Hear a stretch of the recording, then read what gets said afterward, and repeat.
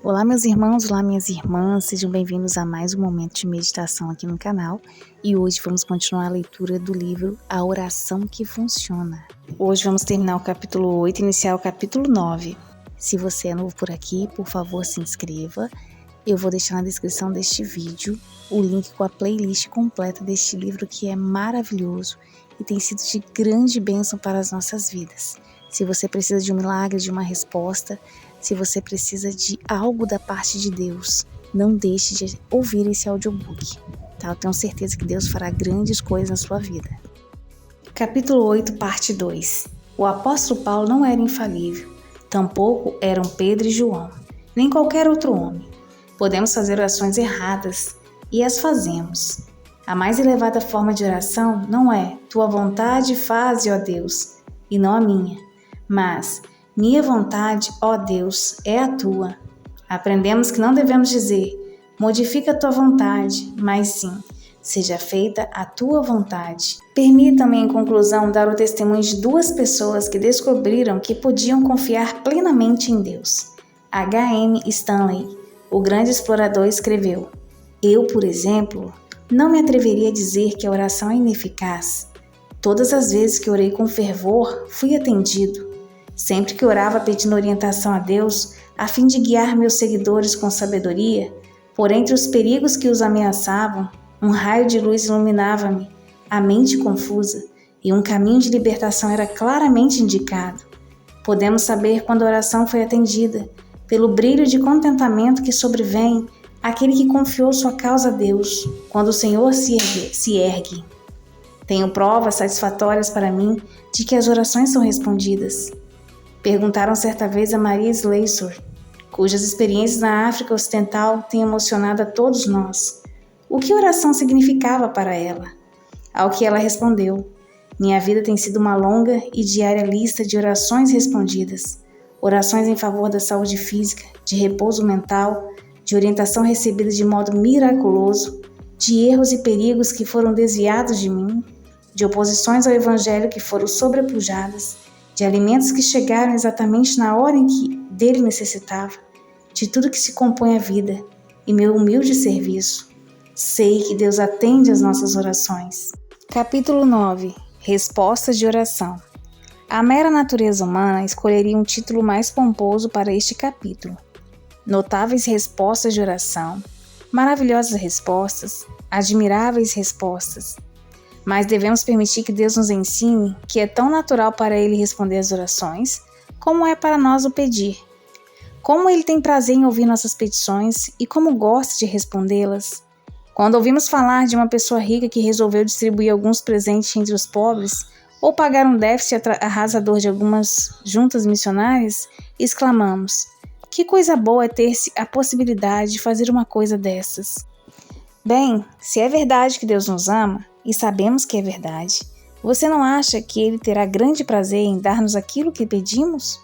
Portanto, devemos contar um ou dois exemplos de respostas de oração para que tenhamos maior incentivo para chegar ao trono da graça.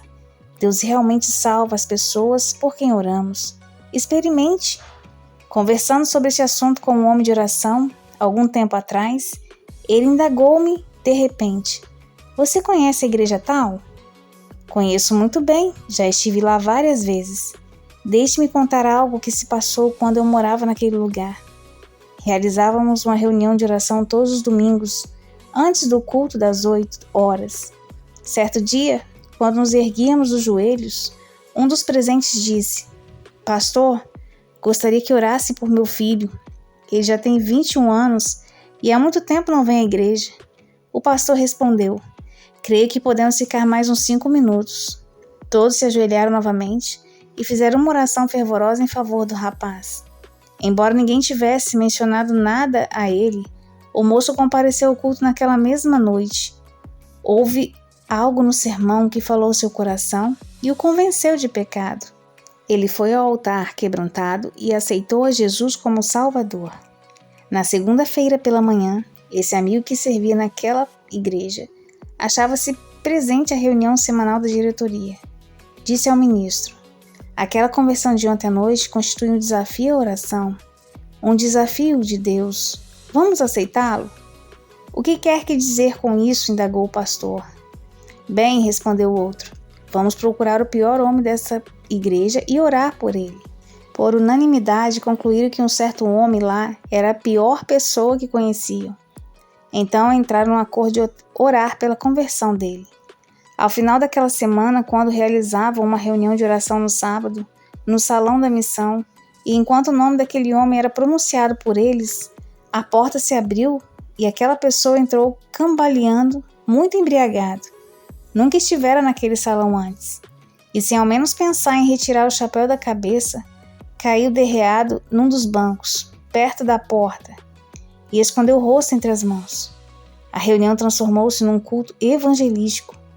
Mesmo como estava completamente bêbado, ele buscou o Senhor que o buscava, e nunca mais voltou atrás em sua decisão. Hoje ele é um dos melhores obreiros da região. Por que não oramos pelos amigos não convertidos? É possível que não nos deem atenção quando instamos para que se convertam, mas não poderão impedir-nos de orar por eles. Se 2 ou 3 se unirem em oração pela salvação da pior pessoa, verão o que Deus fará. Fale com Deus e depois confie nele. O Senhor opera de forma maravilhosa, como também realiza suas maravilhas de modos misteriosos. Dan Crawford contou-nos recentemente que quando regressava ao campo missionário, após um período de férias, tinha bastante pressa de chegar ali. Em certo lugar, porém, precisavam atravessar um rio que estava cheio demais e transbordando. Nenhum barco tinha condições de fazê-lo. Então, ele e seu grupo acamparam por perto e começaram a orar. O incrédulo que os visse poderia até zombar deles. Como poderia Deus transportá-los para o outro lado do rio? Mas enquanto oravam, uma imensa árvore que sempre resistira à força daquela correnteza começou a balançar e caiu. Tombou atravessada de largo, cruzando de um lado para o outro.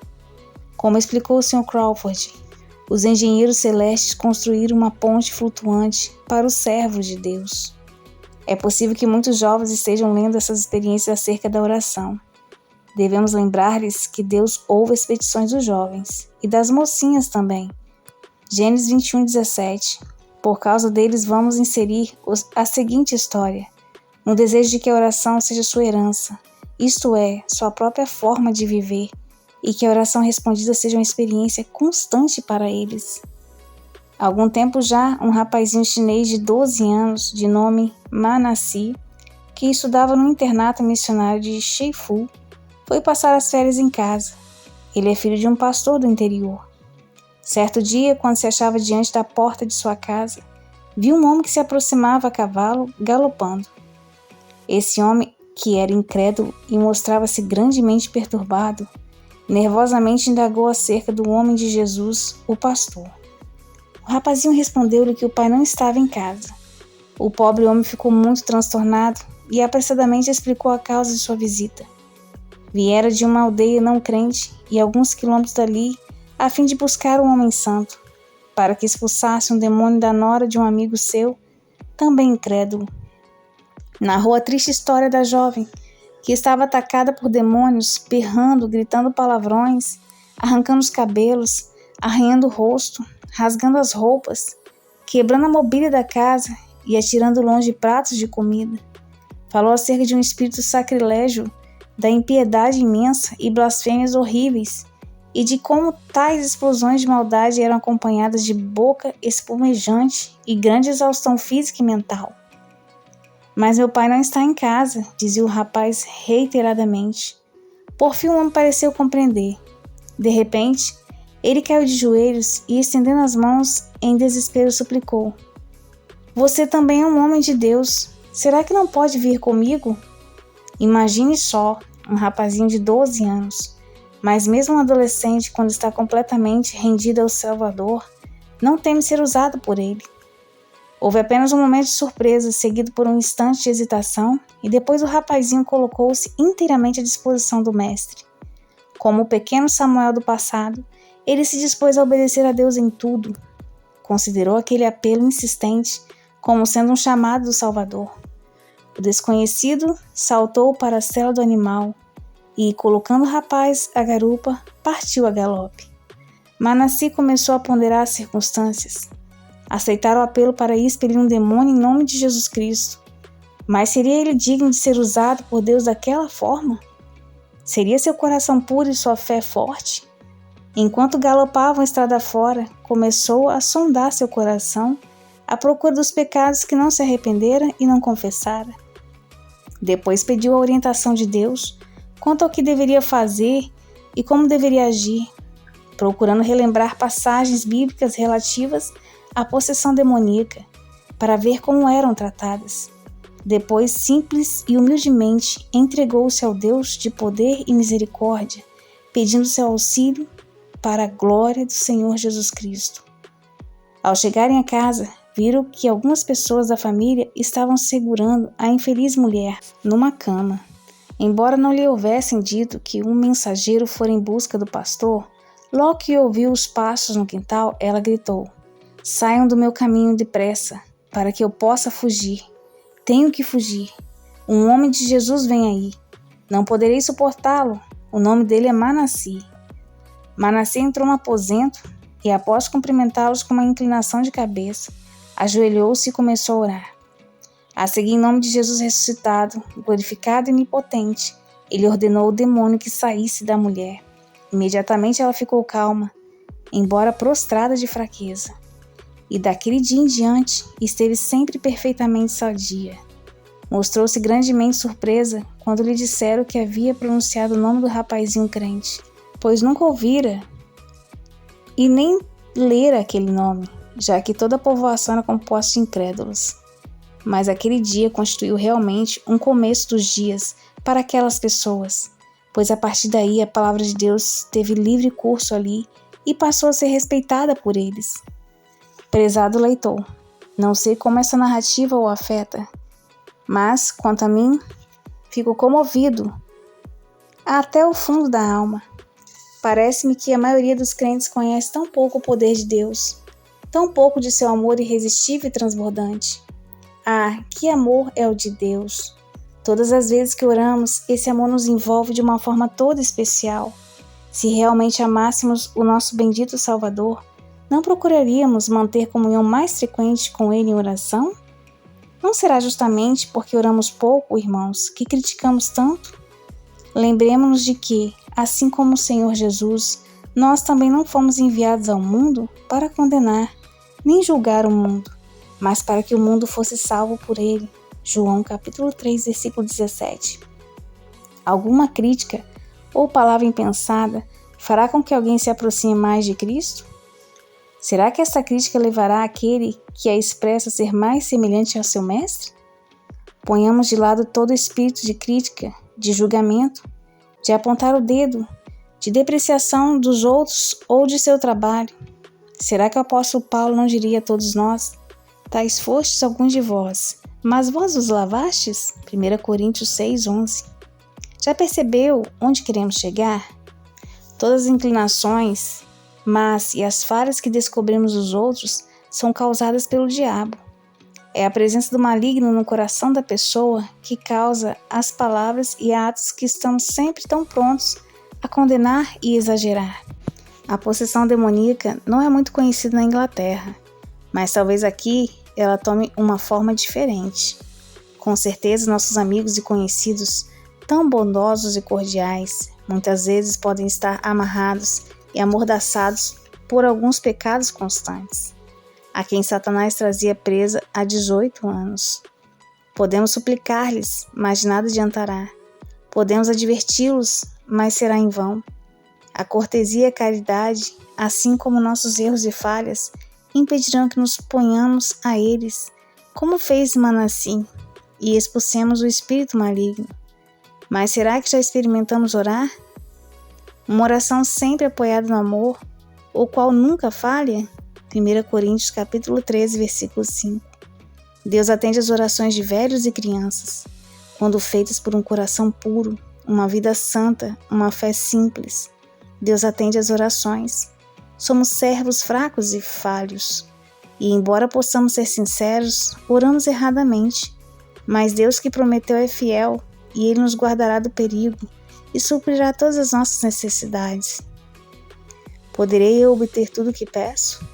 Deus sabe o que é melhor. Ele é mais sábio que seus filhos. Posso ficar descansado.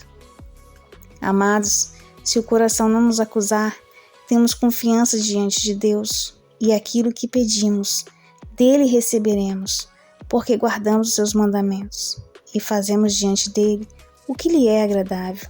1 João capítulo 3, versículos 21 e 22. Bom, minhas irmãs e meus irmãos, chegamos ao fim do capítulo 9. Que Deus abençoe a sua vida, que o Espírito Santo testifique em cada coração. Um grande abraço e até o próximo vídeo.